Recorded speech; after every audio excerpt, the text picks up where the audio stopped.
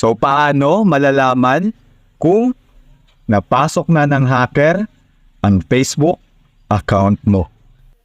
Punta kayo dyan sa upper right, yan yung settings. Tapos hanapin nyo ang activity log. Sa baba, scroll nyo lang. Ayan yung activity log. Click nyo lang yan. Tapos, scroll nyo lang din ulit pababa. Hanapin nyo lang ang security and login information at piliin nyo yung where you are logged in. Ayan, lalabas na dyan yung mga account na nakalogin. May date. Kung may nakita kayong ibang account at nakalogin sa ibang lugar at sigurado kayong hindi kayo ang naglogin, lalong-lalo na nasa ibang probinsya naglogin, kaduda-duda, di ba? Halimbawa, ito.